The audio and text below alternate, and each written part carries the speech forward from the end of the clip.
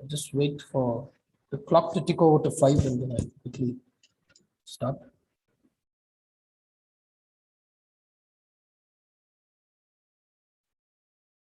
Okay, good evening and once again, welcome to the Vivekananda Lecture Series 2022, a series of 12 lectures starting with the inaugural lecture today, followed by a lecture on the 12th of every month, January through December 2022. The inaugural lecture will be on the theme that is today, Vivekananda, a retrospective analysis of his message and its relevance today. It is an absolute pleasure and privilege to have as our guest speaker today, Sri Guru Rohit Arya. And it's something that I've been wanting to do for a very long time. Thank you for accepting and coming over.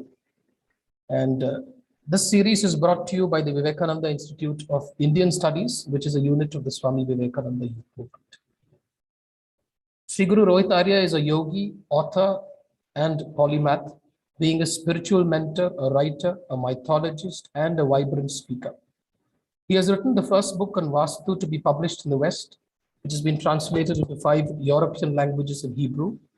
The first book on tarot to be published in India, and co-authored a book on mini yagna called Sacred Flames, and is the creator of the Sacred India Tarot, which is an 82-card deck and book based on Hindu epics and Puranas. He was the editor of the Leadership Review and on the advisory panel of Aryayogi.com, the first spiritual portal in the country. He was the director of ProFactor, a leadership and change facilitation corporate training outfit. He has been an arts critic and socio-cultural commentator for over 2 decades. Sri Guru is also a lineage master in the 8th spiritual breath system of yoga. He founded the Arya Yoga Sangha in 2012 and leads multiple meditation circles each week. The videos of his spiritual talks on various subjects can be found on his YouTube channel, the Aryayogi. More than anything else, personally over the last 3 years, I have immensely benefited from even having interacted with someone with Sri Guru. I think, and I must say that there has been much learning. I've rarely seen anybody with the scope of knowledge across multiple subjects. And so the format of the lecture will be as follows. Sri Guru Rohit Arya will speak for about 20 minutes, and that will be followed on the topic, and that will be followed by a moderated Q&A. At the end of the session, we will have a short vote of thanks that will be proposed by Sri Sudarshan of VIS. And participants can, post their questions as well on the chat box. Over to you, Sri Guru.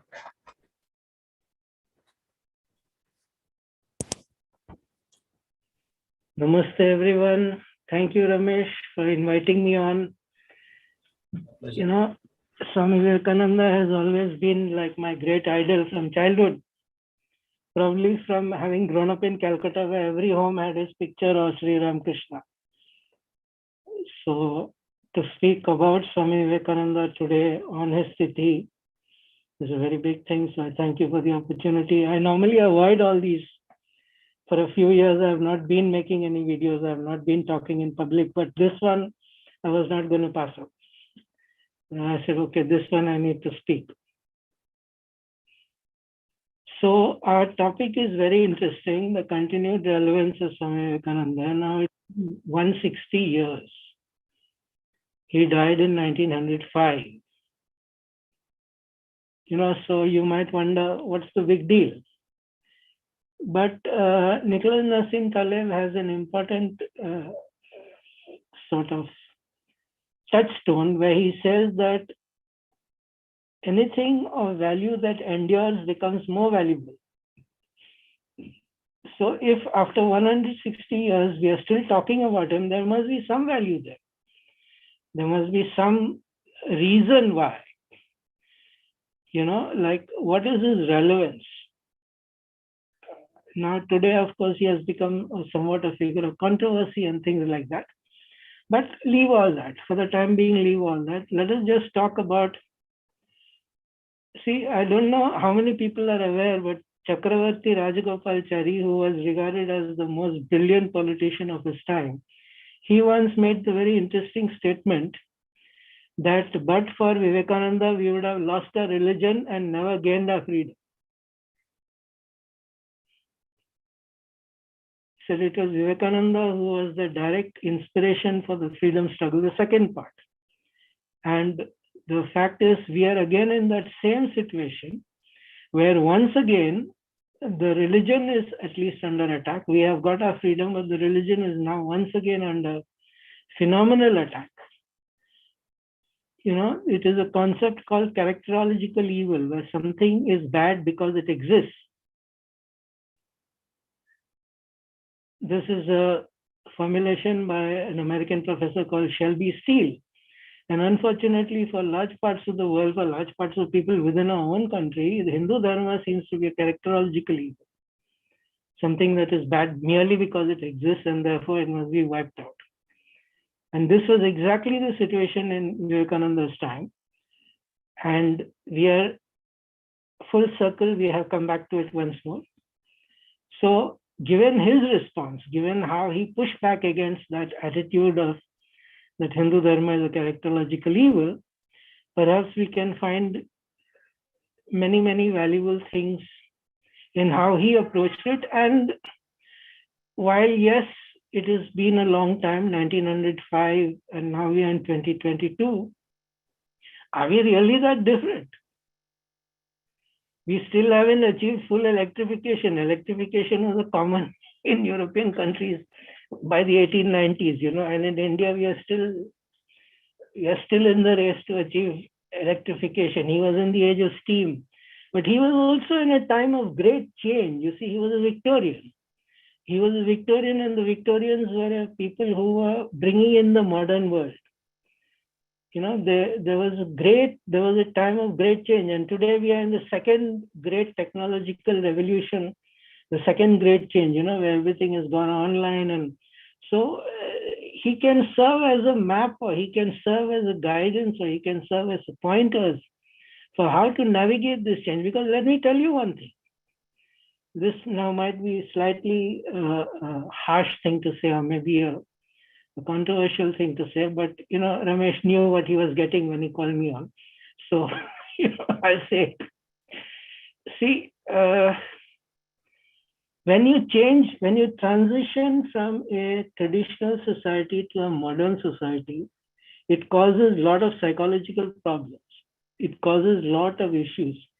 The phenomenon was described as future shock by the sociologist Alvin Toffler in a very good book of what happens. And you see, it is very interesting that Vivekananda advised Indians to follow Japan. Because when he had visited Japan in the late 1890s, he saw that they had completely transformed themselves in 25 years.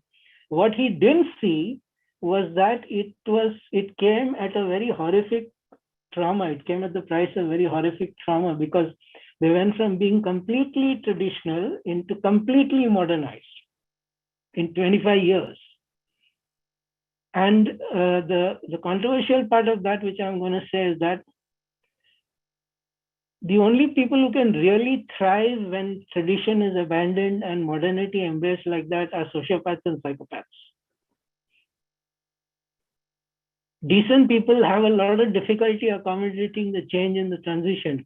And we are now again in a situation where our tradition is under attack from all sides.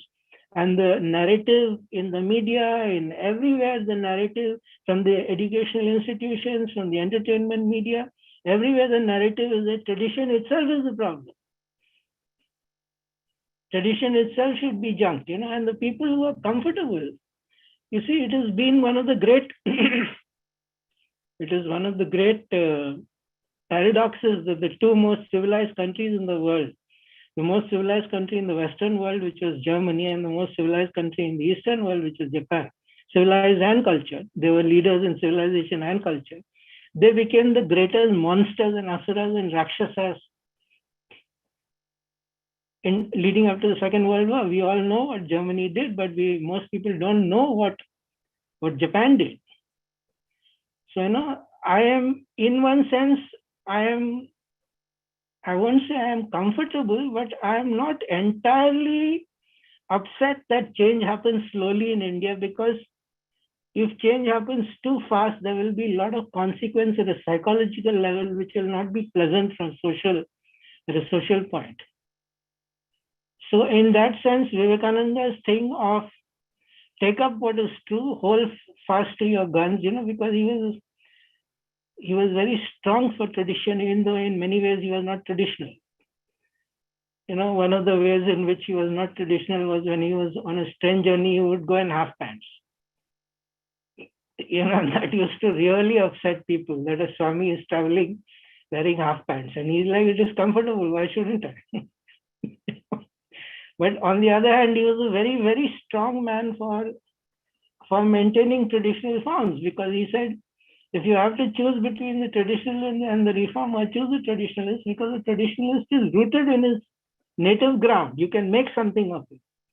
But the reformer is a pale imitation of something that he hardly understands, and nothing much is going to happen, which, So in that sense, I would say what we can learn from him, or what is relevant from him, one is that immense self-confidence that he used to have.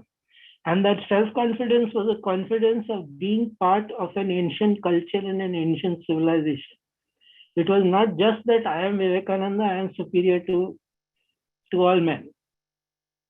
But it was very much that I am a representative of an ancient culture, an ancient religion, an ancient civilization.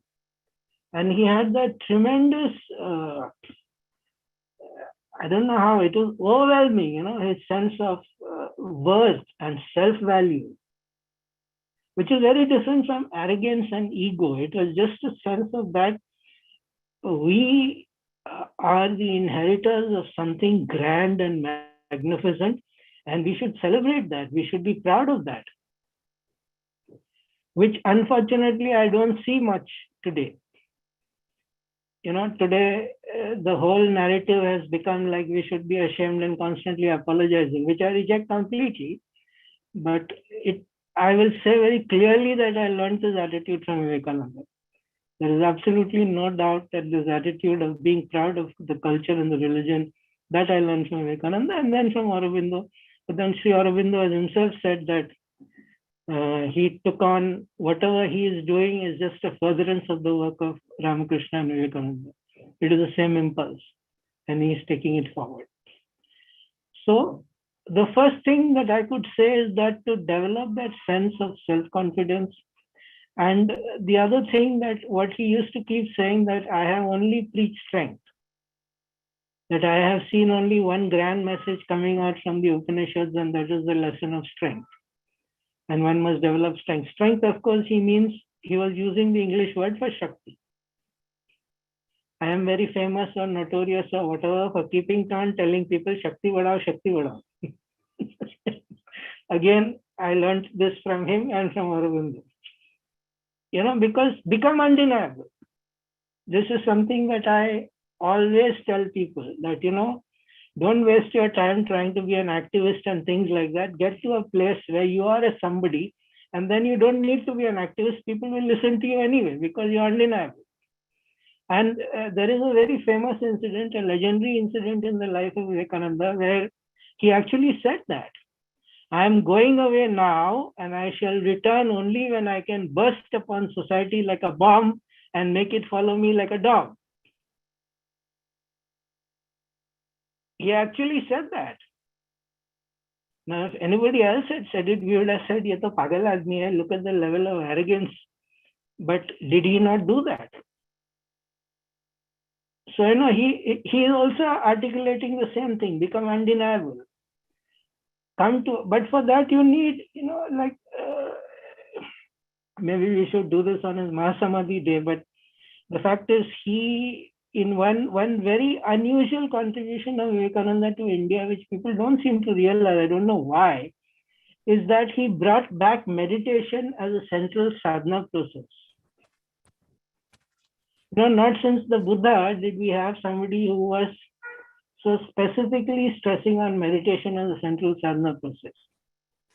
The Buddha was the first, before that it was yagna and all other kinds of processes. The Buddha was the one who made meditation the central. And then not since the Buddha did we have anybody, like it was Vivekananda who once again made meditation a central sadhana process, because he understood that is a quick and easy way to develop strength. And it is unfortunate that even now people don't understand the importance of meditation. So that is another thing we could learn from him. That is another,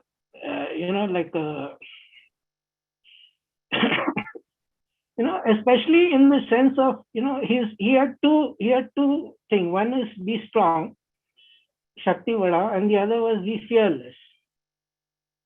Again, now his first name was not Narendra. The first given name for him was Vireshwar. He was named after a temple in Kashi, which his mother had prayed for an enlightened spiritual son. And then the Vireshwara Mahadeva came in the dream and said, okay, I shall fulfill that. I shall give you that boon. So Vireshwara, the brave, the heroic god, he had that sense of heroism. He was a literal hero. He was like not in the way we have in our movies, which is all low angle shots and loud music, not like that, but he was a literal hero. That sense of fearlessness and that sense of self-confidence and that the primacy of meditation, there are so many things. I mean, Ramesh has probably made a mistake because I can go on and on and on and on and on, because this is one topic that I never get tired of. But that sense of fearlessness, especially today, it has really disheartened me. Again, this might be a slightly controversial opinion, but it has really disheartened me to see that the common universal psychological quality today is Abhinivesha. Yeah. Abhinivesha was famously defined by Swami Vivekananda himself in a brilliant definition. He called it the indecent clinging to life. You don't want to concede that you might die. You don't want to concede that there might be a point when,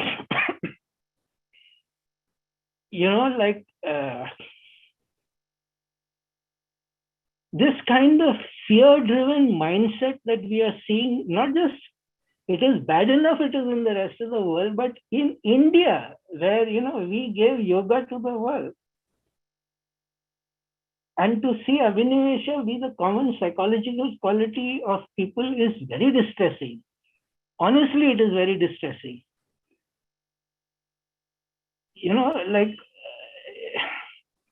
We seem to find it some kind of personal affront to realize that we will die. That is called psychological maturity. What kind of foolishness is going on? So, this thing of the man being absolutely fearless, the man being heroic, the man being so self-confident, and don't think all this came easy, because the kind of tapasya that he did, he himself said the kind of tapasya that he and his Guru Wise did, Asuras would have run away, Rakshasas would have run away. There were weeks, not days, weeks, when they were living on boiled leaves. They were boiling the leaves and drinking the water and chewing the leaves. That was their only food. So this did not come easy. The kind of tremendous personality that he was, the kind of tremendous power that he was, the Shakti did not come easily. It came with a lot of personal sacrifice, and he was a vibhuti. Vibhutis don't tend to last very long. But even then, I feel that he need not have died so early. But his body had been wrecked, with all the kind of travel and the kind of tapasya, his body had been wrecked. So that's another story for another time. So that was, what shall we say? Third thing I would like to say was that, the name Vivekananda was given to him by Maharaja of Khetri, who had given him the name Vivekananda. It was not his guru's name. It was one of the Maharajas who had given that name, because he realized that how nuanced his thinking was, how brilliant, because Viveka is the ability to discriminate between right and wrong. And again, that is a quality that we direly need today, where all we have is ego investment and excitement. We don't have any operation of Viveka in the public sphere. It might be a pretty harsh thing to say, I don't care. It is the truth. You can see that what we have is just overexcitement. Like, again, there is one book which I recommend to everybody, and that is called Rousing Call to the Hindu Nation. It is a compilation of his interviews and his personal talks. Swami Vivekananda's Rousing Call to the Hindu Nation. In that, he was being interviewed by a Bengali newspaper, and the person asked him, what is your opinion of ahimsa? And that is Vivekananda, like the Viveka, the brilliance of the nuance of the answer is something that has struck me all these years. What he said is, I am for ahimsa. And then he paused and he thought for a while. And he said, for the sannyasi, for the householder, self-defense. So it was not a blanket prescription. It was not like, as it became a perversion and a corruption of a brilliant spiritual concept into a dhimmi training and a cowardice training attitude. He was very clear about it. Only one group of people, under any circumstance, ahimsa is always mandatory. For the rest, it depends on context. And so he had that ability. He had that ability to get to the heart of the matter. He had that ability to discern between what is important and what is urgent, what is relevant and what is contextual. And so again, that is a mental quality that we need to develop. Sri Aurobindo had also commented that the lack of thought power is the greatest problem facing India. Not poverty, not because it is the lack of thought power that we cannot fix our problems. So in that sense,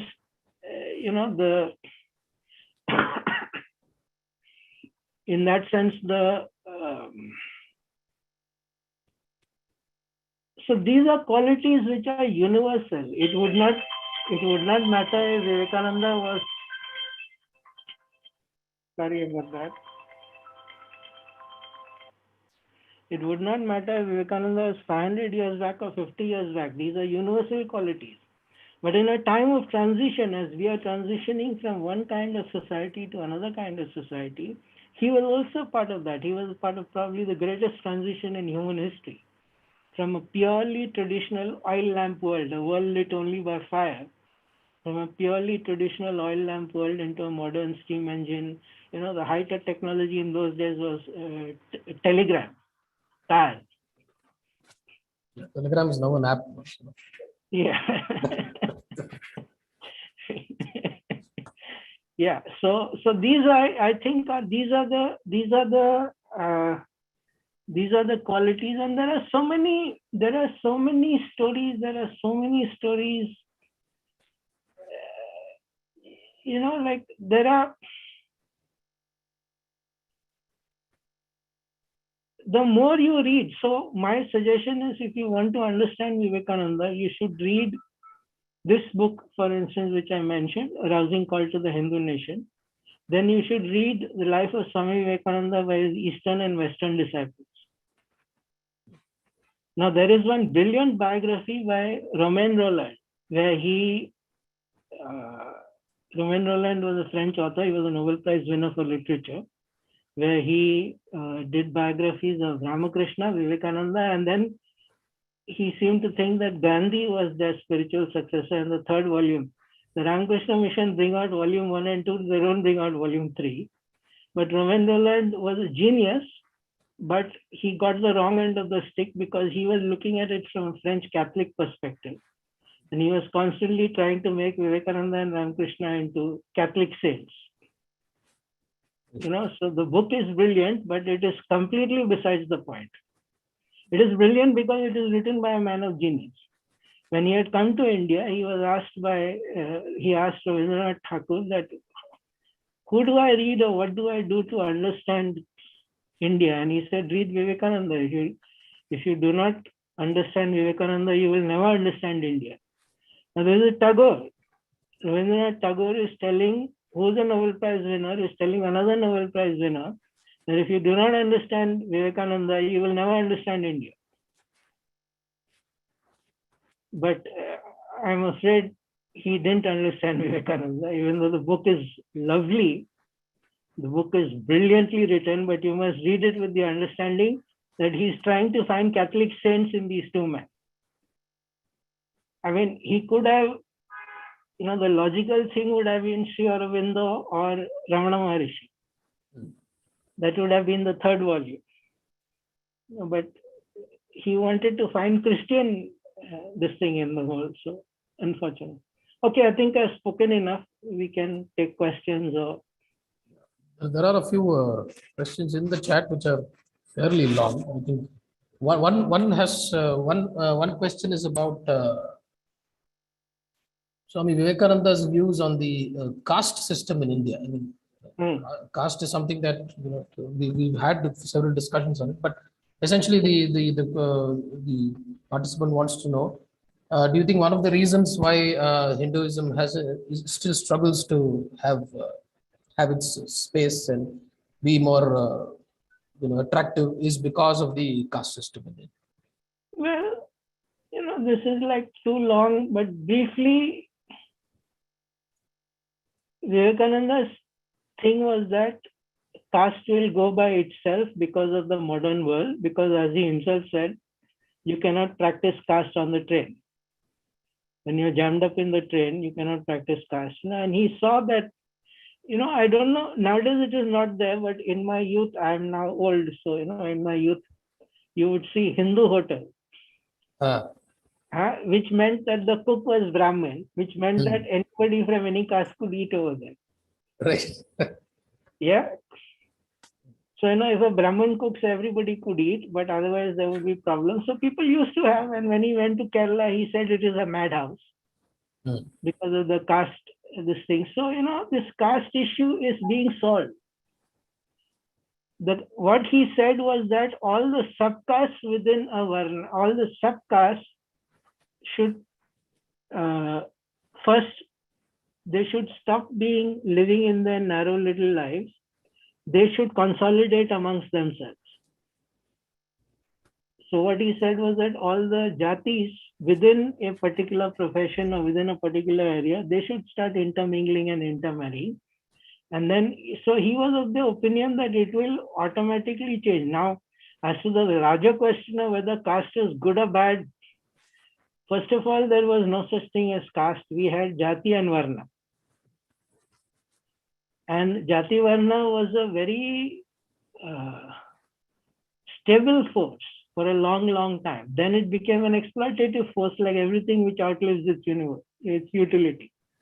But today, other than voting patterns and marriage, in what way does jati varna really play any great important role in?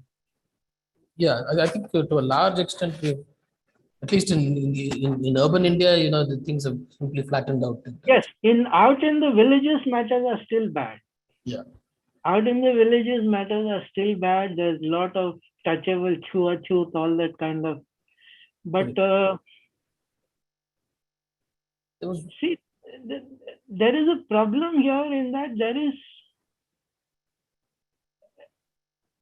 there is different kinds of morality operating. We have a sort of,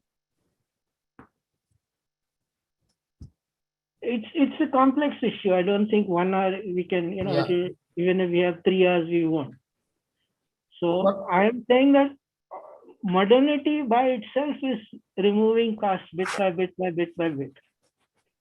The caste feeling, even though it's not all good, there are so many vidyas, there are so many traditions which are embedded within the jati. And as the jati collapses, or the jati feeling collapses, all those knowledge patterns also collapse. I also had a question on, I've always thought that one of the great contributions of Swami Vivekananda was to democratize the access to Indian scriptures and opening up, the dharmic repository to the common man. Yes. And he did that in a style and panache that was far ahead of his times. I just wanted your thoughts on that. Yeah. No, I think you're absolutely right on that. For instance, he wrote commentary on Patanjali Yoga Sutras. It might have been the first serious commentary on Yoga Sutras in about 300, 400 years. In fact, the whole popularity of the Patanjali Yoga Sutra again in the 20th century was because of Swami Vivekananda's commentary. He bought that text out of obscurity. So then the Ramakrishna Mission and the Advaita Ashram publications, they have brought out nearly every available extant spiritual text. They have bought it out in good, high quality translations, subsidized prices. So when I hear so-called trads or whatever abuse him, I'm like, the man bought out Vedanta, he bought out the Upanishads, he bought out Yoga Sutra. How much more traditional do you want him to be? So this ties into another question that I think Rashi had asked, that there is criticism of him. And there is no criticism of him. It is caste prejudice at play, because according to them, there are certain shastras which say only Brahman can become a sannyasi. Okay, correct. There are some shastras which say that. There are other shastras which also say there are various grades of sannyasa, which all other varnas can have. So which shastra are you going to follow? Now, for them, the shastra which says, no, he was not a Brahman, therefore he cannot be a sannyasi. And I mean, when you have an obvious spiritual colossus like Vivekananda, and then you're going to say that it doesn't count because of his caste, this is some sort of insanity. This is some sort of crackpottery that I cannot understand. How stupid do you have to be to just say that? How can you, reading him today, I mean, when people used to go into hysterics literally when they would attend his talks, because the Shakti that was coming off him was so immense. Even today we can feel it. Just reading it, we can feel the Shakti, how it must have been when he was personally there. And to say that he doesn't count or he is not valid because he is not traditional, which is not true, because he was one of the greatest defenders of tradition. He would always say, the man of tradition, you can do something with the man of tradition. So, this, I suppose it is like, you try to make a name for yourself by attacking the most revered or the most. Now, I do not say that Vivekananda was all perfect and, like without any fault or flaw. This is another thing. When we admire somebody, we start projecting perfection onto them, which is like not a good thing. And he himself would not have admired that. He himself would not have liked that. But in general, and the criticism of him is not even a sensible criticism.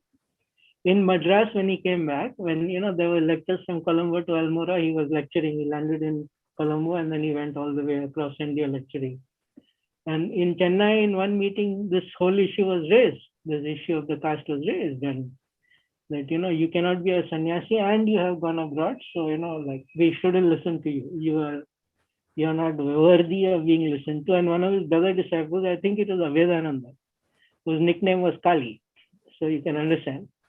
And Avedananda pointed out that in one Shastra, it is mentioned that if you are under Mlecha rule for over 25 years, then you become Shudra. Everybody becomes Shudra.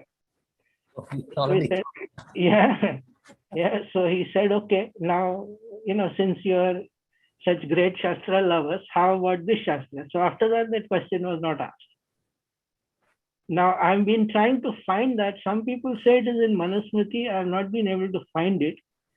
Now, it could be that it is not in Manusmriti, it is in some other Smriti. It could also be that people are bringing out editions and removing, like Gita Press has the habit of doing that. They remove things that they remove verses. Yeah, they remove verses. Gita Press, all of them have the habit. They remove inconvenient verses. But it was there, and he quoted that scripture, and it was a little scandal at the time. It was a little scandal at the time where he, so, what I say is, so welcome my fellow Shudras, And another time, since we are talking about caste and about, what is the value of scripture, in Tamil Nadu, he found that, not in Tamil Nadu, when he was in Trivandrum, he found the Nair community. So he said that according to Manusmriti, if you cohabit with Brahmins for 7 generations, you are also Brahmins. So he actually made the proposal that Nairs should declare themselves to be Brahmins. And of course, the Diwan, who was a Tambram, he started sweating at the notion of such a radical, So, since I am a Nair, and, so I can therefore say that on the authority of Manusmriti, on the authority of Swami Vivekananda, and my own authority, I am therefore saying, okay, Nairs are Brahmins. let us create some turmoil and some controversy. Let us just set some people's teeth on edge. You cannot pick and choose. See, there was that post you had made 2 days back, Ramesh, where you said that Smritis have to be reinterpreted in context again and again and again. Right. Absolutely critical. Okay. Yeah, sorry.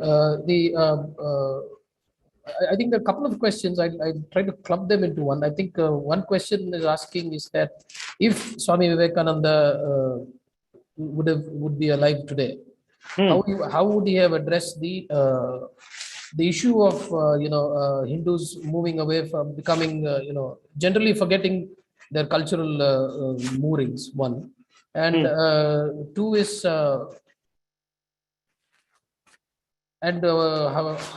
he seemed to be particularly focused more on Advaita, Vedanta, and all of those things. I'm just clubbing what looks like two very. Okay, I think I'll answer the second question first. He was trying to find something that would be non-sectarian. So Advaita Vedanta was for him something that would be non-sectarian, that everybody could follow. But that is not to say that he did not like puja, devta. He even in the Belur Mutt, they even have a shrine to the Om. They even have a shrine with Om over there, because what he said was that if you cannot accept the Om, then you are not a Hindu, go out. He said, at least the Om is common to everybody. If you are a Hindu, at least Om is common to everybody. If you cannot accept the Om, then go out. He actually said that. He has said a lot of things which, the current secular consensus does not like. This is one of them, that if you do not, and then the other one was that we must resist conversion, because everybody who leaves the Hindu fold is not only one Hindu the less, but one enemy the more, which is something that, Shashi Tharoor didn't like it when Jai Sai Deepak pointed out all the things. So he has said many. So the first part, what was the first question? The first question was. Yeah, I think the same question also said that it's not relevant to the topic as such. So that's the reason I dropped that, in the sense that, do you think Tantra also will help build Shakti, it says, but yes, of course. But no, the first part of the question was something else. What was you had asked 2 questions. One question was about the Vedanta, and I was like, he was trying to find something that transcended sectarianism. Yeah, and I think if Swami Vivekananda would have been alive today, and if he would have seen how many of us seem to be disowning our own cultural roots and our moorings, it was not any different in his time. Right. It was absolutely the same thing in his time. Hinduism was a characterological evil even then for them. It was under attack. The young people were just as woke then. There is a famous incident of a fellow who was dragged, a young guy, new intellectual, Navapurivartan, whatever nonsense. He was dragged to Kalighat, and his father told him, do namaste. So he said, hello, madam. To the Devi. He said, hello, madam. So, so what is different? He would have been exactly the same as he was. And, Swami Chinmayananda once said something which I just loved, and that is also a very big part of my life. And he said that my job is to convert Hindus to Hinduism. Right. Yeah. And that's what I'm doing also. Yeah. That's what he was doing. That's what I'm doing. I mean, again, it comes down to we need to be the example. I'm not bragging here, but I have at least 1,000 people have told me over the last 5-6 years, separately and incidentally.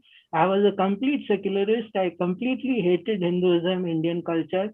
And because of you, Sri Guru, I came back and I realized how wonderful and what legacy and what inheritance and what value we have. So, each person becomes the example.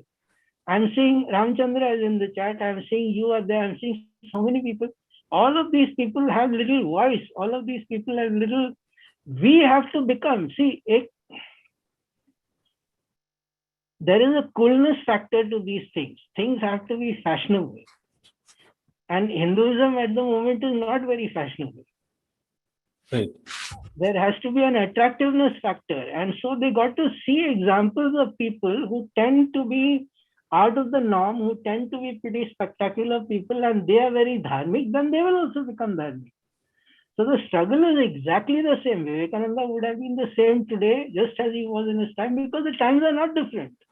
It is frightening how similar the times are. It is absolutely frightening that the children coming out of college are exactly the same idiots who used to come out of college like at that time. With the same mindset, the same attitude, the same stupid arguments, the same ignorance, the same complete lack. See, deracination has been a singular problem ever since the Raj came on. Ever since the British Raj and the company Bahadur came, deracination has been the single biggest problem. And even look at the irony of what we are doing. We are talking in English about deracination. Yeah. Yeah. Yeah, that's the only language where we can reach everybody who's on the. Exactly. Yeah. Exactly. So there is but he would not have been any different, I can tell you. In fact, he would have upped his gear a bit. He would have upped his gear a bit. He would have insisted. So I am saying we need to be the example. You're doing the Vishnu Sahasranama, and maybe it is not getting that much traction, whatever. But I know a lot of people are looking at it very seriously and they're understanding so many things. Which Swami had said that even if all the temples go and all the books go just from the Sahasranama, we can reconstruct the entire puja and the worship of the Devta. So there are certain, when you see people engaging with the culture, when you see people you respect valuing the culture, you will also start valuing. People need examples. So I'm not like I have that much great influence, but individually, at least 1,000 people I can say I brought back. At least 1,000 people I brought back. It's not a big deal. What is 1,000 amongst 1,000,000,000? But there is 1,000 less enemies. And 1,000 less stupid people also, one can say, which is also very important. The level of stupidity in the country is suffocating. There is also a question on Sri Guru Pranam. Could you please throw some light on the 100 enlightened people SV wanted for the revolution to change the country, which is unfortunately unfulfilled? That is something. He wanted 100 dedicated, selfless people. Even Sadhguru Jaggi Vasudeva has recently said that we couldn't provide 100 people. He also cannot find those 100 people.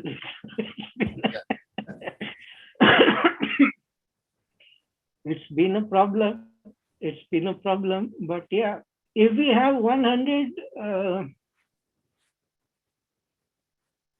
if we have 100 phenomenal people working single-handedly, lots of things would change. Though he was talking when we had a population of 330 million. Now we have 1 billion more than that. So, I doubt if 100 will do. So see, 100 is just it's like a symbolic number that we need a core group of people who are enlightened, who are dharmic, who are tireless, and then it will overflow into the, in the Yoga Sutras, where is it mentioned that how the enlightenment happens is that the Shakti builds up like water builds up behind the dam, and then when the monsoon comes, it overflows and then it floods the whole land. So we need that core to set off the snowball, and then it will become an avalanche. So it's not like 100 is not a specific number that 100 chahiye, 101 या 99 will be not. It's not like that. It means we need a core of dedicated people.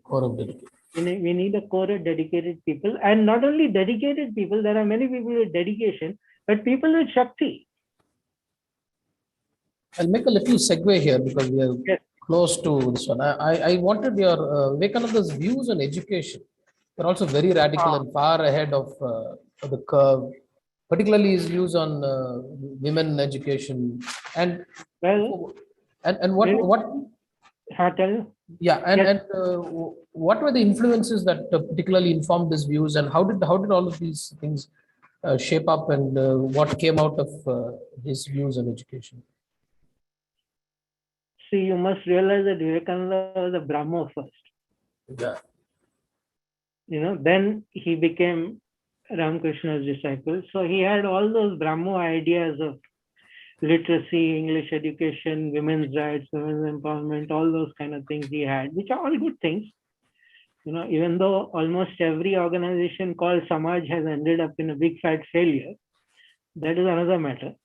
But they had fundamentally reasonably good ideas, at least in the social sphere.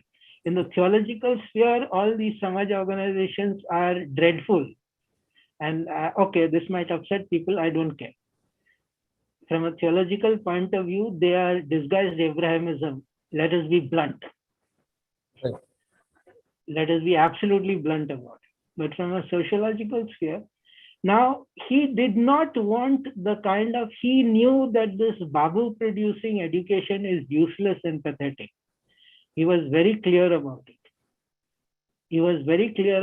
That the Babu producing, and so again, in that same letter where he praised Japan, go and learn from Japan, he also said something very interesting about the Indian graduate. Is there not water enough in the ocean to drown you, books, gowns, diplomas, degrees, and all? Right. So he wanted what he called man-making education. And he was very, surprisingly, considering that he was a sannyasi, he was a Brahmo, he was a Bhadralok, he was a Bengali, all those things. He was very open to the entrepreneurial mindset. He always wanted people to do business. He did not want people to do service,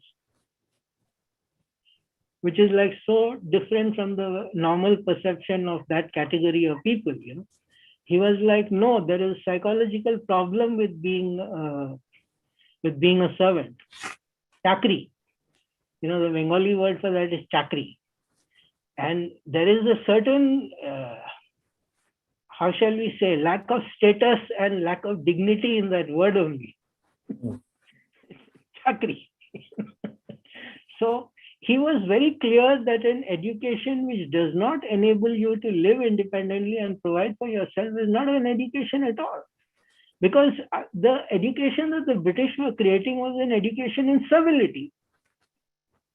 It was very clear that it is an education in servility. They wanted lower level posts, gomastas. They wanted clerks. So first of all, he wanted universal education. Again, the British did something that even the Mughals didn't manage to do. They completely destroyed the indigenous educational system. Dharmapal is the beautiful tree, and all works of Sahana Singh. You can read. We had a 96-97% literacy in this country before the British, and they wiped us out. They wiped out all the traditional educational institutions. They wiped out. So he wanted universal education, of course, which, by the way, is one of our greatest failures post-independence. We have exceedingly exotic uh, courses in IITs, plasma physics, but we don't have primary education के लिए पैसा नहीं है.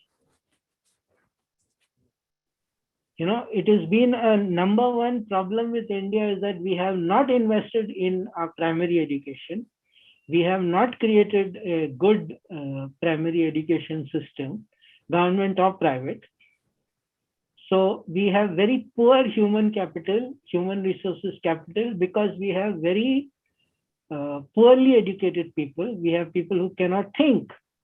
We have people who have never been taught to think. We have people who have no real, genuine access to knowledge. All of which were matters that deeply concerned him. Now, we cannot any longer blame the British. They went a long time back. So whatever is currently there is our choice and our responsibility. We have failed our people, and especially the poorest people, because we have not created a system or a methodology where the poorest people can educate themselves out of their poverty. So that is a tragedy. Now, as to his notion, very clearly, man-making education, that is to be self-reliant, that is to be entrepreneurial. I mean, there are certain conversations where he's trying to urge his young friends, start up an export business, take Bengali fabrics, go to England, sell it over there, do. He's giving him the entire plan, and that fellow is panicking. I can't do it. I can't. You know, so this entrepreneurial stress that he had, that, you know, you need to not do chakri. You need to have your own business. You know, that was something, I think, astonishing for the time, because other than the traditional Vaishya community, other than the traditional business communities, nobody had that mindset at the time. And he had it. I think because he went abroad, he went to America, and he saw how self-reliant the people were. He went to Japan and he saw and you know, we had a lot of traditional arts and crafts, which were industries which also got decimated. And then people were forced onto the land to do farming. So there were a lot of complexities. There's a lot of complexities in that. But until we fix primary education, I'm afraid all other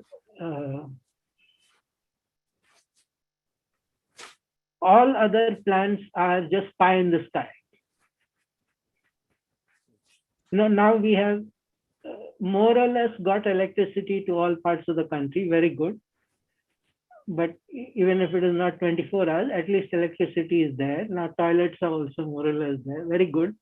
But the next real major social challenge, as I see it, is that we need to fix our educational system, and our educational system has become almost irredeemably corrupt. I don't know if there is any way around it.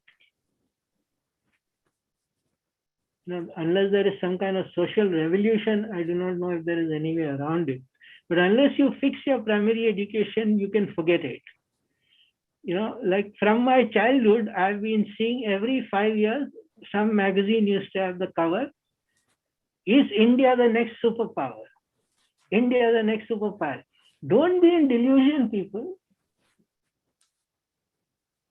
The levels of malnourishment that you have in our country, the levels of pathetic education that you have in our country, nobody is going to be a superpower with malnourished, mal-educated people.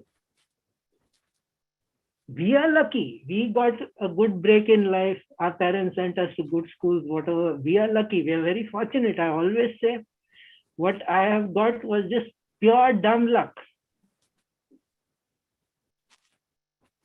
But the average person in the village does not have that luck. Or the average person in the city slum does not have that luck. And so, you know, unless we grasp this nettle, unless we deal with this colossal failure of primary education, our social problems will not be solved. Absolutely. This might be a little depressing thing to hear, but it is the truth. No, And no, we no, have, not at all. I think only last week we actually saw it play out right in our eyes when we were in Hubli and visiting a couple of villages where we yeah, realized that unless you address this critical issue, there's no way that they're going to. yeah, I just have time for one more, and one of the please. things that he said, which is quite controversial and not quite mentioned, is that he said, uh, I do not want to preserve a religion which is easily disproved by the discoveries of in science and Hmm, which maintains its hold on its flock only through dogma, superstition, or fear. hmm, So there must be internal consistency and external empirical proof. And he hmm. said, yeah, so that is the kind of religion that he wanted. You don't so just wanted your thoughts on that because that is absolutely how I would also like to see it. And I think the so just But isn't that the Hindu way anyways? right, You pick right, up a sadhana, you pick up a method, you see if it works for you. correct, absolutely. You know, and if it works for you, it works for you. If it doesn't work for you, it doesn't work for you. And we don't have, fortunately, though now people are trying to bring that stupid attitude in, we don't have one supreme authority Right. who can never be questioned under any circumstance. We always have our entire Hindu society and Hindu dharma has been negotiating competing claims. Like, look at Tamil Nadu. Best Shiva temples, best Vishnu temples. Like simultaneously. Right. Yes. And both of them have Puranas where, he is supreme. Hmm. But it is both, they are both organic part of the culture.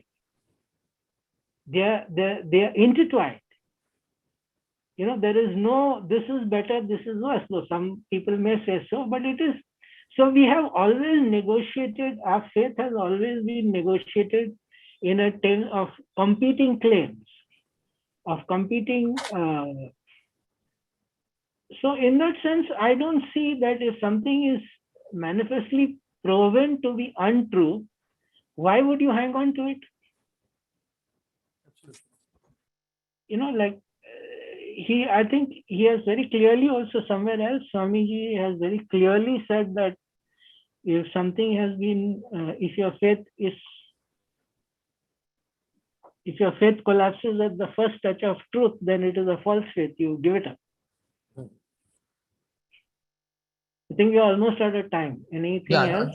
I think we are almost at the end of it. I think we could go on for another 2 hours.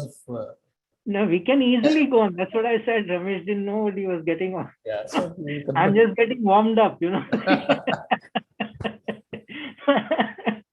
Right, but yeah. So what I will do now is I'm absolutely thankful, and I know that you've not been doing videos for a very long time. You've not been coming on talks. I'm absolutely grateful that you accepted and came on this. It's been an My absolute guru pleasure. told me not to. Sorry? He said, my guru told me not to, so that is why. Right. So it's been an absolute pleasure and privilege to have had you on this. I'm so grateful that you called me on and I could pontificate on my favorite topic.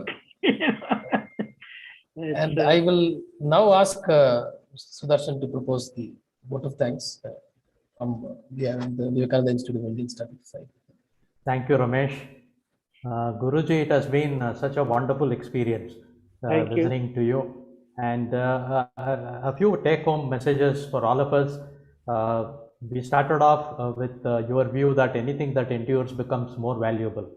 In fact, this thought itself is more valuable for all of us in Vivekananda Institute of Indian Studies. And yes, tradition itself being a problem, quite a paradox. And of course, the traditionalist and reformist views of Swami Vivekananda once again opening a lot for discussion. Yoga and meditation as central sadhana processes that Swami Vivekananda propounded, and reading Swami Vivekananda even today, we can feel his enormous presence, his Shakti, and his pervading inspiration. That was really a very, very important message for all of us. let us celebrate role models. That is the way evolution can happen. One more important message from the discourse that we had today, and a lot of radical views and messages for introspection and thought process were there.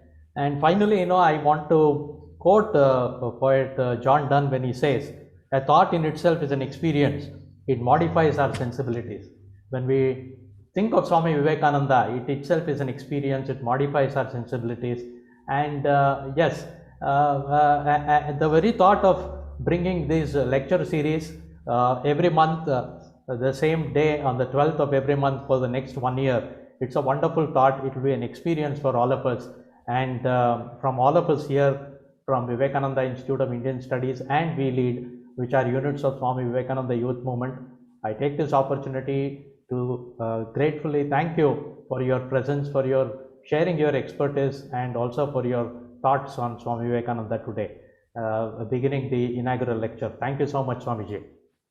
And I also take this opportunity to thank all the participants who have not only interacted with you, given your question, through your questions and your thoughts, and paved way for a more number of such interesting conversations and interactions to follow. So I look forward to having you every month at the same day, 12th of every month at the same time, probably taking themes drawn from the inspiration of Swami Vivekananda. And from all of us here, I wish you all a very good evening. Thank you and namaste to one and all. Thank you so much. Thank you. Thank you.